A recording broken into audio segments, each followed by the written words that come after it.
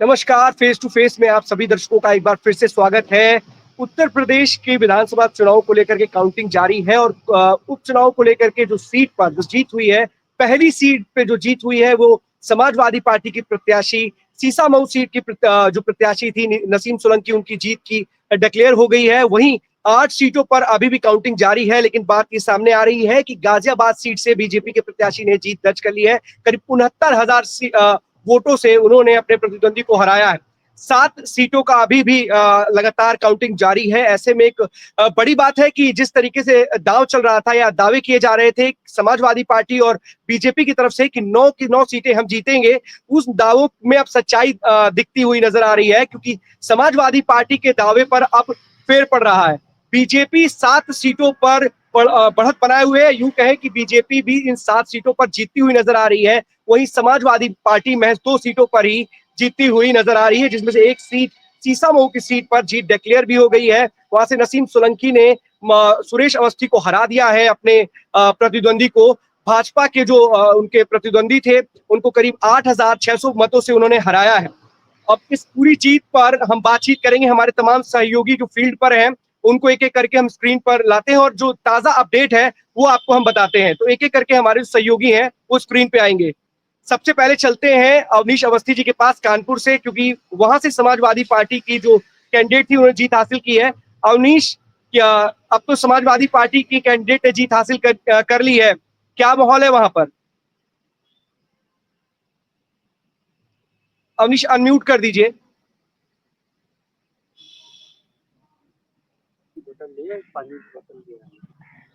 आवाज आ रही है मेरी? हाँ, आ रही आवाज, आ रही है। मैं आपको बता दूं कि यहाँ पर जो माहौल की अगर बात की जाए तो समाजवादी पार्टी के खेमे में या उसके जो जितने भी यहाँ पर कार्यकर्ता है वो जश्न के माहौल में घूम रहे हैं। वहीं अगर बात करें भारतीय जनता पार्टी की तो कहीं ना कहीं मायूसी साफ तौर पर उनके चेहरे पे देखने को मिलेगी, क्योंकि जो एक अंतर है, बहुत ज्यादा बड़ा अंतर तो नहीं कहा जा सकता, जिस वजह से जिस तरीके से शुरुआती अंतर था लगभग 28 से 30,000 वोटों का, वो सिमट करके 8,000 वोटों में जरूर आ गया है। लेकिन जीत फिलहाल जो है वो समाजवादी पार्टी की ही हुई है। तो कहीं ना कहीं जो जश्न का जो माहौल है वो समाजवादी पार्टी के जो कार्यकर्ता है वो साफ तौर पर मुहासे में नजर आ रहे हैं। हाँ। बड़ी बात की है बीजेपी के प्रत्याशी ने, उन्होंने कहा है कि हिंदू वोटों का बंटवारा हुआ है। क्या कुछ कहा है उन्होंने? अखंड जब 19 राउंड का जो मतगणना थी वो हो गई थी, उसके बाद में सुरेश अवस्थी वहां से मतगणना स्थल से निकलने लगे और उनको उनको ये पता चल गया था कि वो अब जीत नहीं पाएंगे। तो जिसके बाद में जब वो निकलने लगे तो वहां पर जब पत्रकारों ने उनसे बातचीत की और पूछा कि क्या कारण रहा, किस वजह से वो यहाँ पर हारे हैं, तो उसमें साफ तौर पर ये देखने को मिला है कि उन्होंने जो कहा है, आप वीडियो में देख भी रहे होंगे कि उसमें साफ तौर पर कह रहे हैं कि जो हिंदू वोटर है वो हमारा बट गया है। तो जब लोगों ने पूछा पत्रकारों ने कि क्या आपको हिंदू वोट मिला ही नहीं है, तो उसमें साफ तौर पर उन्होंने कहा कि नहीं, ऐसा हम नहीं कह सकते, लेकिन जो बंटवारा है कहीं ना कहीं वो जरूर साफ तौर पर देखने को मिला है। अवनीश, बटोगे तो कटोगे, सीएम योगी ने नारा दिया था, लेकिन इस तरीके से अगर वोटों का बंटवारा हिंदू वोटरों में हुआ है तो क्या ये नारा कानपुर की सीसामऊ सीट पर नहीं चला है क्या? नहीं, आपको बता दें कि अखंड यहाँ पर इस सीट पर ऐसा कुछ बटेंगे तो कटेंगे लेकिन लेकर की जो बातचीत हुई थी, ऐसा ऐसा कुछ जो है नहीं यहाँ पर देखने को मिला है। हमारे साथ में एक पत्रकार साथी भी हैं, उनसे भी हम बात करेंगे और जानेंगे कि किस वजह से, क्या कारण रहा है और किस वजह से यहाँ की जो सीट है फिर से समाजवादी पार्टी के खेमे में गई है। हमारे सहयोगी हैं, साथ में एक पत्रकार साथी हैं, अभिनव श्रीवास्तव। अभिनव जी, क्या कारण रहा है, किस वजह से आपको लगता है कि जो फिर से एक समाजवादी पार्टी जो है यहाँ पर अपनी जीत हासिल कर पाई है? देखिए, शुरुआत से ही भारतीय जनता पार्टी के लिए ये सीट चुनौती थी, प्रतिष्ठा का विषय था। मुख्यमंत्री योगी आदित्यनाथ इस सीट पर 3 बार आए, 2 बार जनसभा करी, 1 बार रोड शो किया। जिस तरह से यहाँ पर वोट की जो प्रतिशत था वो अगर जातिगत या धर्म की विशेष की बात करें तो 1,10,000 मुस्लिम वोटर था। तो समाजवादी पार्टी के लिए पहले से एक इजी टास्क था। 1991, 93 और 96 में भारतीय जनता पार्टी यहाँ पर अपना विधायक बना पाई थी और उसके बाद 28 साल तक भारतीय जनता पार्टी के लिए ये सीट सूखी थी, यानी यहाँ पर भारतीय जनता पार्टी का विधायक नहीं था। अब अगर बात करें वोटों की तो समाजवादी पार्टी एसडीएम के पैटर्न पे चुनाव लड़ रही थी, यानी सिख, दलित और मुस्लिम, इन तीनों ही का वोट समाजवादी पार्टी के प्रत्याशी को मिला और उसकी जीत हुई। क्योंकि जिस तरह से अगर आप देख पाएंगे कि बूथ संख्या 171 से लेकर 175 तक Guru Nanak degree girls degree college था, तो वो सिख एरिया पूरा है और वहां पर भी अगर पोलिंग की बात करें तो 5529 वोट समाजवादी पार्टी को मिला और सिर्फ 729 वोट भारतीय जनता पार्टी के प्रत्याशी को मिला। और वहीं से एक यही फैक्टर हुआ कि जो सिख और दलित निकल के समाजवादी पार्टी के पक्ष में चला गया। यही जो भारतीय जनता पार्टी के प्रत्याशी थे सुरेश अवस्थी ने 17 राउंड के बाद बाहर निकलने के बाद कहा भी कि अगर हिंदू ना बटता तो वो जीत जाते। योगी जी ने एक नारा भी दिया था, बटेंगे कटेंगे, उसको लेकर के कोई फैक्टर ऐसा नहीं समझ में आया कि यहाँ पे कुछ वो नारा काम किया है? देखिए, नारे ने बिल्कुल काम किया, लेकिन विपरीत। उन्होंने कहा था बटेंगे तो कटेंगे, तो समाजवादी पार्टी इस पर लड़ रही थी कि जुड़ेंगे तो जीतेंगे, और वो जोड़ने में कामयाब रही और उसने जीत हासिल की। आपने सवाल है, पीडीए की बात चल रही थी, पीडीए जो नारा था कहीं ना कहीं उल्टा साबित हो गया है, और जो जनता था उसका रुझान जो है, जो वोट प्रतिशत है वो जरूर कम यहाँ पर रहा था समाजवादी पार्टी की। अगर उससे देखा जाए 49% ही रहा था, तो जिससे उम्मीद लगाई जा रही थी कि भारतीय जनता पार्टी यहाँ से जीत सकती है। लेकिन ये जो प्रतिशत कम रहा, इसका भी कहीं ना कहीं असर भारतीय जनता पार्टी के ये जो है पड़ा है ये कर। अच्छा अवनीश, पीडीए की बात चल रही थी, लेकिन जो आपके सहयोगी थे उन्होंने बताया कि एसडीएम चल रहा है, सिख दलित मुस्लिम। तो क्या पीडीए की जगह पे एसडीएम ने काम किया, इस वजह से कानपुर की जो सीट थी वो समाजवादी पार्टी के खाते में गई? बिल्कुल बिल्कुल, जैसा कि हमारे सहयोगी हैं उन्होंने जो बताया है कि जिस एसडीएम वाला जो एक फार्मूला बताया है, तो ये एसडीएम वाला फार्मूला अगर काम कर जाता तो कहीं ना कहीं भारतीय जनता पार्टी जो है यहाँ पर जीत हासिल जरूर कर लेती। लेकिन वो जो फार्मूला है वो काम नहीं किया है। पीडीए का जो फार्मूला है वो कहीं ना कहीं काम किया है, जिसके कारण जो है यहाँ पर समाजवादी पार्टी का जो प्रत्याशी है वो जीता।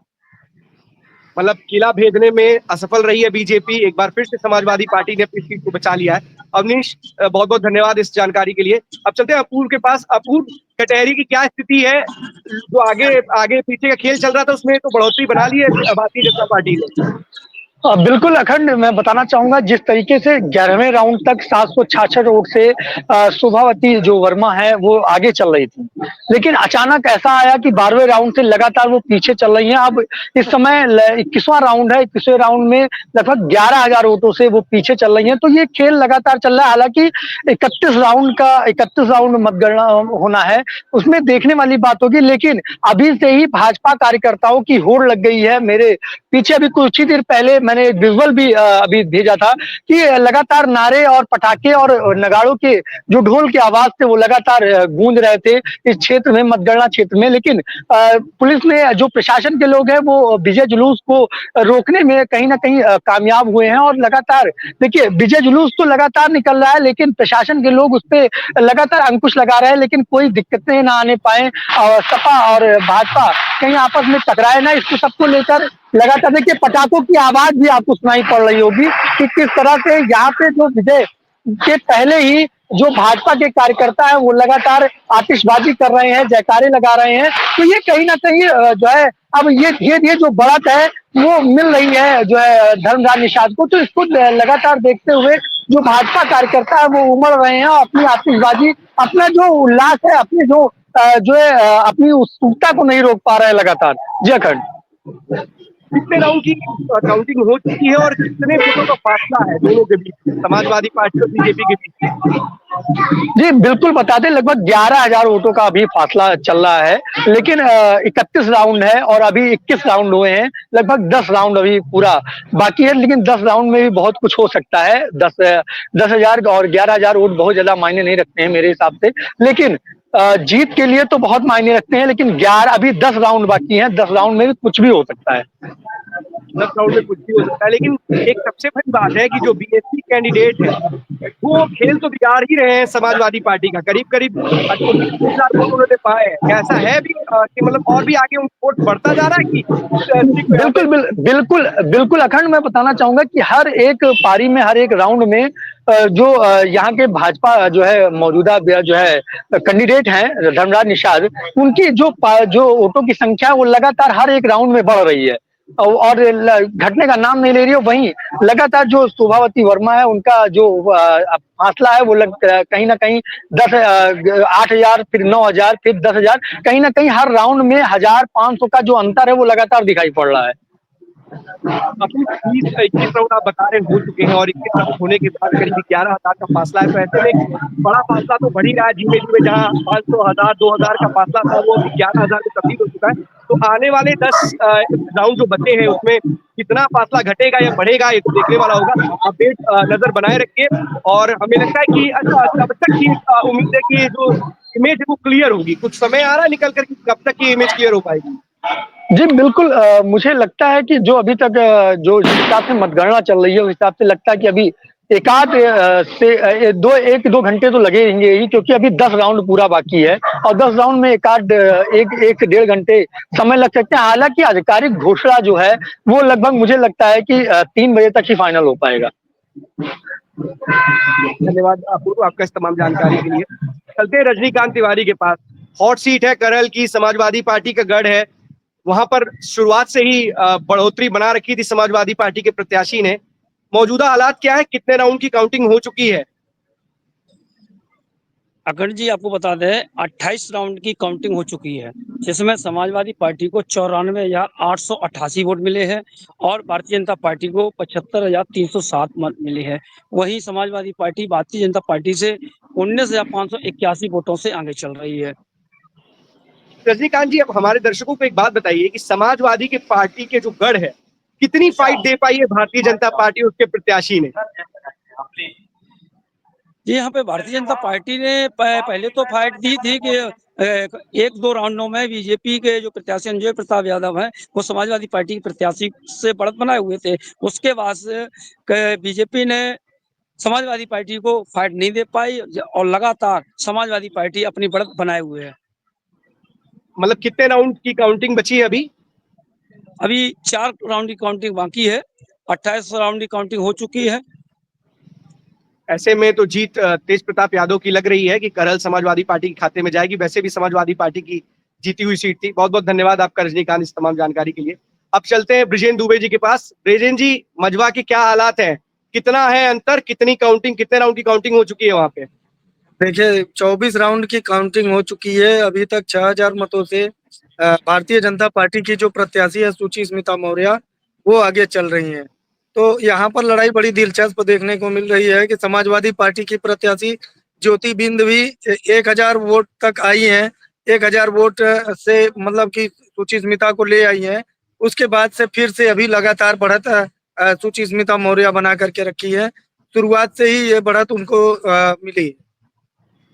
बीएसपी के कैंडिडेट भी वहां पर फाइट करते हुए नजर आ रहे हैं ब्रिजेन। बीएसपी के कैंडिडेट अभी 20,000 वोटों पर है। बहुत ज्यादा वोट नहीं पा रहे हैं, 500-600 वोट पा रहे हैं और काफी जो भी मार्जिन है उनकी, जो भी वोट उनको मिला है, ऐसा लग रहा है कि मझवा विधानसभा से ब्राह्मण वोट, और क्योंकि वो ब्राह्मण कैंडिडेट माने जाते हैं तो ब्राह्मण वोट उनके साथ नहीं है। ब्राह्मण वोट पूरा का पूरा बीजेपी के साथ चला गया। ब्राह्मण वोट बीजेपी के साथ जा रहा है। लेकिन एक चीज है क्या, जो पीडीए का नारा जो समाजवादी पार्टी ने दिया था, क्या पीडीए का असर बीजेपी में भी दिखाई दे रहा है? क्या बीजेपी ने भी जिस तरीके से कैंडिडेट उतारे हैं, बताइए। यहाँ पर जो पीडीए है, यहाँ पर पीडीए की लड़ाई नहीं है। जो समाजवादी पार्टी के पूर्व प्रत्याशी लोकसभा के थे रमेश बिंद, उनका कुछ विवादित बयान आया था ब्राह्मणों के प्रति, जिसकी वजह से वो काफी आक्रोश में है और लोकसभा चुनाव में भी समाजवादी पार्टी को यहाँ पर हार का सामना करना पड़ा था। और ज्योति बिंद भी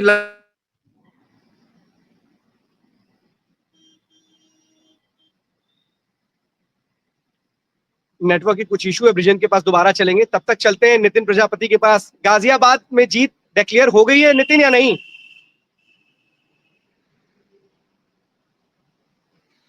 नितिन अनम्यूट कर दीजिए, बताइए नितिन।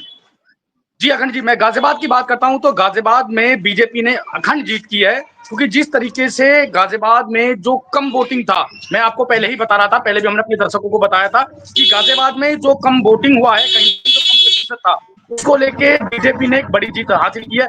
गाजियाबाद में मैं बता देता हूँ 20 तारीख को उपचुनाव था। उपचुनाव में 1,54,000 वोटें जो गिरी, जो जनता ने अपने अपने कैंडिडेटों को वोट दिया था, उसमें 1,54,000 वोटें पड़ी थी, जिसमें से 69,000 से जो बढ़त पाई है 69,000 वोटों से जीते हैं। बीजेपी के संजीव शर्मा जो गाजियाबाद में जिनको विधायक का चुनाव बीजेपी से टिकट दिया गया था, वो काफी बड़ी उन्होंने जीत की है। जो सिंहराज जाटव हैं जो सपा से हैं, वो काफी वोटों से हारे हैं। अगर मैं गाजियाबाद की बात करूं तो गाजियाबाद में जिस तरीके से जो एक चुनाव हुआ था, कहीं ना कहीं जो कम प्रतिशत वोट का रहा था, उसको लेकर गाजियाबाद में एक बीजेपी ने एक बड़ी जीत हासिल की है। जी, बीजेपी का गढ़ रही है गाजियाबाद की सीट, और शहर की सीट वैसे बीजेपी के लिए है। और बात ये निकल करके आ रही थी कि समाजवादी पार्टी ने ये सीट कांग्रेस के खाते में डालने की कोशिश की थी, और लेकिन कांग्रेस बैकफुट पे आ गई और उसने सीट लेने से मना कर दिया। कहीं ना कहीं तो जीत होनी ही थी, क्योंकि बीजेपी की ये सीट है और बीजेपी की सीट पर मजबूत भी थी, और यही हुआ भी कि रिजल्ट जो है बीजेपी के पक्ष में आया है। अब अपूर्व एक बात बताइए कि सबसे बड़ी बात आ रही है, समाजवादी पार्टी ने 9 सीटों में से 4 पर अल्पसंख्यक, मतलब कहते हैं ना कि पीडीए का पीडीए जो था, उस अल्पसंख्यक चेहरों को उन्होंने उतारा था, उन पर दाव लगाया था। केवल नसीम सोलंकी एकमात्र उनकी उम्मीदवार है जो जीत चुकी है, जीती हुई क्या, अब उनको डिक्लेयर हो चुकी है, जीत गई है। 3 उम्मीदवारों को सिरे से नकार दिया है। ऐसे में जो पीडीए का जो फॉर्मूला है, पिछड़ा दलित अल्पसंख्यक या पिछड़ा दलित अगड़ों ने क्या इसमें अहम भूमिका निभाई है, या फिर जो इनका ये चाल था, जो इन्होंने जो चाल चली, वो कहीं ना कहीं उनके लिए खतरे की घंटी है? देखिए अखंड, जिस तरीके से जो है, अगर मैं कटेहरी विधानसभा की बात करूं तो मैं चुनाव के समय में भी मौजूद था और कई बूथों पर गया, कई लोगों से बात किया, लेकिन यहाँ पे पीडीए का कोई भी फैक्ट नजर नहीं आया। केवल लोगों का एक ही कहना था कि हमने अयोध्या हारी है और इसके बदले जो है कटेहरी विधानसभा जीतेंगे। पर लोगों का एक नारा था, और मैंने उनसे पूछा भी था कि क्या मंदिर का कोई मुद्दा है, तो उन्होंने साफ तौर पर कहा कोई मंदिर तो बन गया है, रामलला विराजमान हो चुके हैं, लेकिन अगर मुद्दा है तो जो है, अगर अयोध्या हारी है तो उसके आसपास जितने भी क्षेत्र हैं सबको हम जिता के रहेंगे, ऐसा लोगों का कहना था। लेकिन अगर जातीय समीकरण की बात की जाए तो और पिछले चुनाव की बात की जाए तो अखंड, मैं साफ तौर पर कहना चाहूंगा, पिछले कई चुनावों में बसपा और सपा का यहाँ पे दबदबा रहा है, सपा या बसपा ही जीती है। लेकिन यह पहला उपचुनाव है, ऐसा हुआ है कि हालांकि मुख्यमंत्री योगी आदित्यनाथ खुद मॉनिटरिंग कर रहे थे इस सीट की और मिल्कीपुर विधानसभा सीट की, जिस तरीके से मिल्कीपुर विधानसभा में भी दायर कर दी गई और वहां पे चुनाव रोक दिया गया। उसके बाद जब कटेहरी विधानसभा की बात आई तो लगातार यहाँ पे मुख्यमंत्री योगी आदित्यनाथ का दौरा रहा और कई मंत्री लगातार यहाँ पे जो है दौरे करते रहे और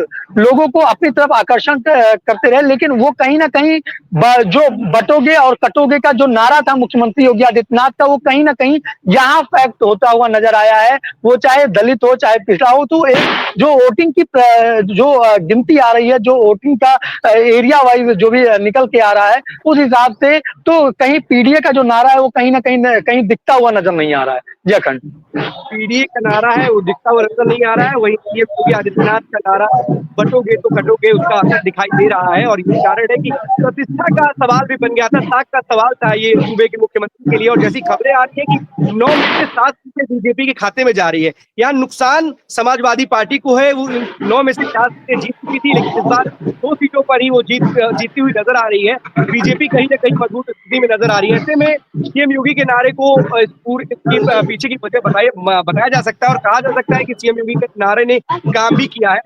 अपूर्व, आपको फिर से आएंगे, तब तक चलते हैं अब्दुल्ला के पास। अब्दुल्ला, क्या स्थिति वहां पर, कितने राउंड की काउंटिंग हो चुकी है? जी बिल्कुल, मैं बताना चाहूँगा, यहाँ पे 19 राउंड की काउंटिंग हो चुकी है, जिसमें सपा के जो प्रत्याशी हैं हाजी रिजवान, उनको 12,933 वोट मिले हैं और जो यहाँ के भाजपा के प्रत्याशी हैं ठाकुर रामवीर सिंह 1,11,470 वोट लिए हैं। लगातार भाजपा के प्रत्याशी जो हैं 98,537 वोटों से बढ़त बनाते हैं, आगे बढ़त बना रहे हैं। अब्दुल्ला, एक बात बताइएगा, मुस्लिम बाहुल्य इलाके में रामवीर सिंह ठाकुर इस तरह से फाइट कर रहे हैं, 85% वोट अकेले उन्होंने हासिल किया है, और जो हाजी रिजवान है समाजवादी पार्टी के, वो करीब 12,000 ही वोट पाए हैं। और वो बार बार आरोप लगा रहे थे कि यहाँ पे पुनर्मतदान कराया जाए, प्रशासन ने रोका है। कितने वोटों को प्रभावित करता है अगर आप 85% वोट अकेले रामवीर सिंह ठाकुर के पक्ष में जाता है और हाजी रिजवान जो समाजवादी पार्टी के प्रत्याशी हैं उनके पक्ष में महज 12,000 वोट जाते? क्या इससे निष्कर्ष निकाला जाए? जी बिल्कुल, मैं बताना चाहूँगा, इस बार जो जनता ने वोट किया है वो विकास के मुद्दे पे किया है, जो कि हाजी रिजवान ने यहाँ सपा ने जो हाजी रिजवान को यहाँ से चुना था, तो लोगों को बिल्कुल पसंद नहीं था कि हाजी रिजवान के द्वारा या समाजवादी पार्टी के द्वारा इस क्षेत्र में कुंदर की सीट पर कोई कार्य नहीं किए गए हैं। लेकिन जो कि भाजपा के जो प्रत्याशी हैं ठाकुर रामवीर सिंह, उन्होंने दावा भी किया था। मुस्लिम ग्राउंड रिपोर्ट के द्वारा ये बताया जा रहा था कि भाजपा प्रत्याशी का एक सोशल मीडिया पर वीडियो वायरल हुआ था, जिसमें बताया गया था कि आज हम भाजपा प्रत्याशी को नोटों से तोड़ना है और 20 तारीख को वोटों से तोड़ेंगे। तो आज वही वक्त देखने को मिल रहा है जो भाजपा प्रत्याशी बढ़त बनाते हुए चल रहे हैं। अब्दुल्ला, एक बात और बताइएगा, क्या रामवीर सिंह ठाकुर को क्या मुस्लिम वोट भी मिले हैं? क्योंकि माना जाता है कि बीजेपी जो मुस्लिम्स हैं वो बीजेपी के खिलाफ जाते हैं, वोट नहीं देते हैं। लेकिन जिस तरीके से जो वोटिंग के जो आ रही है, नतीजे आ रहे हैं, उससे तो साफ लग रहा है कि ऐसा संभव नहीं है कि इतने बड़े क्षेत्र में मुस्लिमों ने वोट ना दिया हो और हाजी रिजवान महज 12,000 वोट पाए, वहीं इन्होंने इतने अधिक वोट पाए हो। तो क्या बीजेपी के उम्मीदवार को क्या मुस्लिम लोगों ने भी वोट दिया है? ऐसा क्या कुछ निकल के आ रहा है? जी बिल्कुल, मैं आपको बताना चाहूँगा, जो यहाँ मुस्लिम वोट है वो 64% है और नॉन मुस्लिम वोट 26% है। दलित वोट की बात कर ले तो वो 10% है। तो लगभग 3,85,000 यहाँ पर वोट है। 12 प्रत्याशी मैदान में थे, लेकिन 12 प्रत्याशी में 2 प्रत्याशी लीड बनाए हुए थे। फाइट दिखाई जा रही थी सपा में और बसपा में, ओ सॉरी भाजपा में। तो इस बीच जो है मुसलमान जो है सारा एक तरफा जो गया है। योगी आदित्यनाथ का वो नारा इस बार कामयाब होता दिखाई दे रहा है, बटेंगे तो कटेंगे, एक रहेंगे तो सेब रहेंगे। तो जो जनसभा में उन्होंने कहा था, तो सब एक ही हैं और सेब हैं। अब वो मुस्लिम मतदाता हो या नॉन मुस्लिम मतदाता हो। सबसे बड़ी बात है कि 11 मुस्लिम प्रत्याशियों के बीच में एक हिंदू प्रत्याशी ने, वो भी इतने भारी मतों से, मतलब वो आगे चल रहे हैं। हमारे ख्याल से अगर आज की सीटों का रिजल्ट उठा करके देखें तो एक बात समझ में आएगी कि शायद ही कोई ऐसा उम्मीदवार होगा जो इतने बड़े अंतर से लीड कर रहा हो, वो भी मुस्लिम बाहुल्य इलाके में। बड़ी बात है बीजेपी के कैंडिडेट के लिए, और रामवीर सिंह ठाकुर को जिस तरीके से बीजेपी ने वहां प्रोजेक्ट किया और मैदान में उतारा, उन्होंने प्रूव करके दिखा दिया है कि वो सही उम्मीदवार थे। बहुत बहुत धन्यवाद आपका अब्दुल्ला इस तमाम जानकारी के लिए। नितिन, एक बात ये बताइएगा, वोटिंग परसेंटेज बहुत कम था, 33% करीब गाजियाबाद में वोटिंग हुई थी, उसके बावजूद बीजेपी ने जीत दर्ज की है। समाजवादी पार्टी के जो कैंडिडेट थे या विभिन्न जो राजनीतिक दलों के जो कैंडिडेट थे, क्या उनकी फाइट में, मतलब कहीं फाइट में नजर बिल्कुल आ भी नहीं रही? 69,000 से उन्होंने जीत दर्ज की है। बिल्कुल अखंड, जिस तरीके से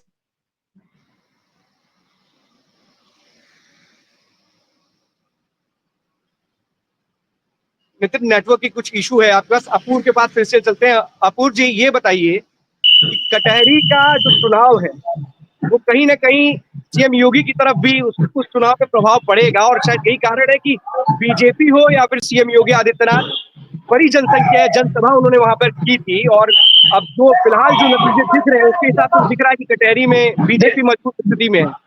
देखिए अखंड, अभी मैं बात कर रहा था 21वें राउंड की। 21वें राउंड में 11,000 के वोटों के साथ बढ़त थी जो है धर्मराज निषाद की। लेकिन अब 23वें राउंड में 18,131 वोट से ज्यादा चल रहे हैं धर्मराज निषाद, यानी कि भाजपा जो है वो 33 साल बाद कटेरी विधानसभा जीत रही है। ये सबसे बड़ी बात है, मतलब 33 साल बाद भाजपा का कब्जा होने जा रहा है कटेरी विधानसभा पे। बहुत बड़ी बात आप बता रहे, 33 साल बाद बीजेपी इस सीट को जीतने जा रही है। सपा बसपा का जो गढ़ था, उस गढ़ को छीनती हुई नजर आ रही है। क्या इसके पीछे मुख्यमंत्री योगी आदित्यनाथ का बयान तो आप बता ही रहे हैं कि इसमें कारगर साबित हुआ है? क्या जो धर्मराज निषाद को है उतार करके बीजेपी ने अपने गढ़ को मजबूत किया है? देखिए, धर्मराज निषाद ने एक पोस्टर लगाया था और आईबीसी 24 के दर्शकों ने भी देखा था कि या तो जिता दिया या तो सैयब लिटा दिया। तो उनका जो ये फैक्ट था वो कहीं ना कहीं लोगों को प्रभावित किया है, और लोगों को प्रभावित करने के बाद लोग वोट दिए हैं, और ये कहीं ना कहीं फैक्ट साबित हुआ है। कहीं ना कहीं मुख्यमंत्री योगी आदित्यनाथ का जो नारा था और दूसरा धर्मराज निषाद ने भी जो पोस्टर लगवाए थे, वो दोनों फैक्ट आज कटेरी विधानसभा की जीत में कहीं ना कहीं दावेदारी पेश कर रहे हैं। जी अखंड, बिल्कुल सही बात है, पोस्टर वार तो जारी था, और इस पोस्टर का बहुत बड़ी भूमिका है, क्योंकि पोस्टर थे उस पर बहस छिड़ गई थी। लगातार एक के बाद एक समाजवादी पार्टी के नेता नए नए पोस्टर लगा रहे थे, लेकिन उस पोस्टर वार पे कहीं ना कहीं बीजेपी और सीएम योगी आदित्यनाथ भारी होते हुए दिखाई दे रहे हैं। और यही कारण है कि 9 विधानसभा में से 7 सीटों पर बीजेपी मजबूत स्थिति में है। यूं है कि ये 7 सीटें बीजेपी के खाते में जाती हुई दिखाई दे रही हैं। अवनीश, एक बात आपसे समझना चाहते हैं, कानपुर में ऐसा क्या हुआ कि 40 से 45% ही मुस्लिम वहां पे मतदाता थे, उसके बावजूद वहां पर बीजेपी के जो कैंडिडेट हैं वो जीत नहीं हासिल कर पाते हैं, और वो बोल भी रहे हैं कि हिंदुओं के वोट बैंक में सेंध लगी है और हिंदू मतदाता बढ़ गए हैं। हिंदू मतदाता बढ़ गए, इन्हें कैसे पता चला? ये यूं कहें कि हिंदुओं ने समाजवादी पार्टी के प्रत्याशी को वोट दे दिया। बहन सबको एक बात सोचनी चाहिए, धर्म धर्म समीकरण था, उस समीकरण के हिसाब से देखा जाए तो सुनिए, एक्सक्यूज मी, लगभग 50,000 जो मतदाता है वो शेड्यूल कास्ट में कैटेगरी का था, तो कहीं ना कहीं वही लगभग 51,000 ब्राह्मण समाज का जो है यहाँ पे मतदाता था। तो इस देखा तो जो दलित वोटर थे उसके ऊपर भी राजनीति यहाँ पर निर्भर कर रही थी, जो दलित वोटर है उसी को जाएगा।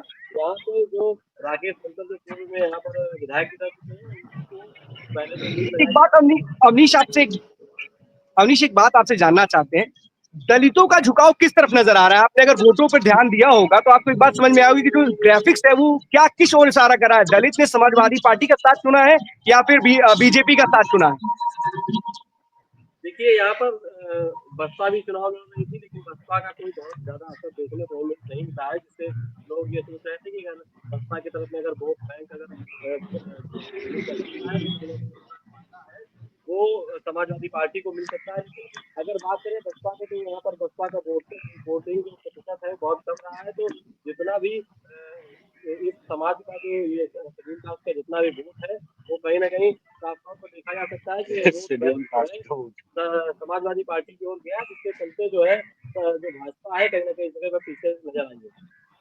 अवनीश जी एक तस्वीर बड़ी वायरल हुई थी, फतवा भी जारी हुआ था, उस तस्वीर के चक्कर में नसीम सोलंकी शिवलिंग पे जल चढ़ा रही थी। क्या हिंदू जो मतदाता थे उनके इस चाल पर या यूं कहें कि जल चढ़ाई पर उन्होंने क्या नसीम सोलंकी को वोट दिया है? देखिए वो जो तस्वीर वायरल हुई थी उसके बाद में फतवा भी जारी हुआ था, लेकिन अगर बात करें तो देखिए है क्या कि कानपुर की जो सीतामऊ सीट है वहां पर जो यहाँ का जो समाजवादी पार्टी का जो कोर वोटर है वो हिंदू हो या मुस्लिम हो, कोर वोटर जो है हमेशा से ही लगातार जो है समाजवादी पार्टी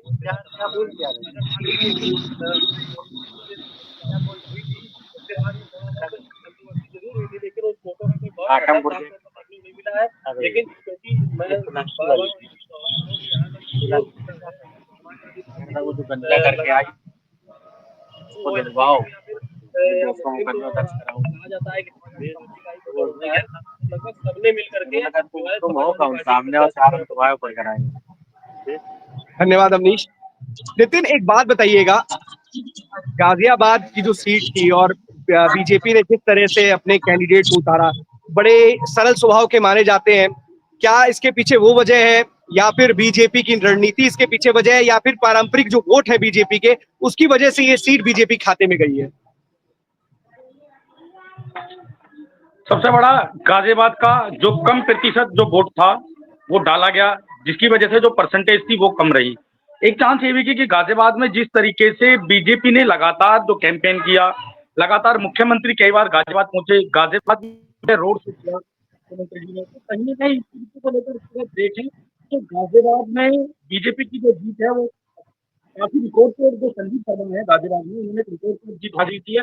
तो उन्होंने सपा के जो गठबंधन प्रत्याशी थे उनको बड़ी वोटों से हराया गया, लगभग 69,000 वोटों से हारने पर 20 नवंबर को जब चुनाव हुआ था तो गाजियाबाद में लगभग 1,54,000 वोटों को डाला गया था। वोट डालने के बाद में तो आज वोटों की गिनती हुई है काउंटिंग में, तो लगभग 69,000 वोटों से उन्होंने गठबंधन प्रत्याशी को हरा गया है।